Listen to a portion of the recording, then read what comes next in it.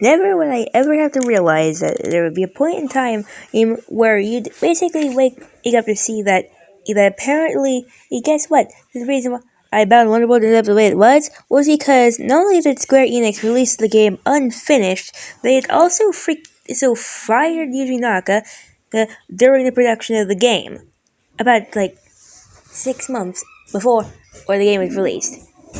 This is going to be very emotionally charged because I am extremely angry about that. Like, this is no joke. This is absolutely unscripted. I am extremely angry. This is purely emotionally driven. Now, first off, what the... I already know that Square Enix is a terrible, terrible company, and our zest is our zest. There's no question to ask about that. Now, without the fact that Square Enix did indeed freaking sabotage Balan Wonderworld. They sabotaged it. It was a saboteur. And they knew what they were doing. Square Enix knew what they were doing. They clearly, after all, when it comes to video game companies, Square Enix is basically the anime villain. It's like a grade A anime villain. They're absolutely despicable, they're absolutely jerks, and long story short, they're basically the freaking, they're just comedically evil. Like, Square Enix, of all game companies, is the one that's comedically evil. Not only did they, basically, count the amount of things that they basically screwed up on purpose. Now, count how many fingers you have left, because by the time you finish, you probably don't even have any fingers left to use, because you already counted numerous ones, and it's near to put numerous occasions on one finger. You're basically overfilling one single finger. Now onto the top. Now, of course, the fact that Yuji Naka literally had to sue Square Enix just to even be able to even just retweet stuff, or just interact with fans. And now, of course, do you think this is going to lead to some, I don't know, friggin' Naka cut? No. Oh, because that was the thing I saw on the end of a YouTube video, and I'm pretty sure that was a joking comment made by the freaking uploader, because what is nothing other to do than being extremely tone deaf by the situation. It's basically like this. It's basically, imagine you work at a video game company, you make a passion project, but about 6 months before release, they proceed to fire you from said company, and then proceed to basically make sure that said game is basically released unfinished, and then everybody ends up hating it. And then they put all of the blame on you. Even though the blame should be put on the company. Of course, that is just the definition of absolutely despicable.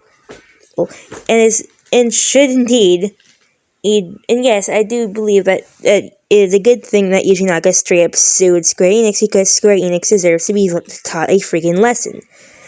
Of course, I know that Yuji Naka ruined a whole lot of stuff at Sega, like he caused Sonic Extreme to be cancelled, he got whiny a couple times, but then again, and judging by how much time has passed since then, I'm going to assume that Yuji Naka is mature to pass that.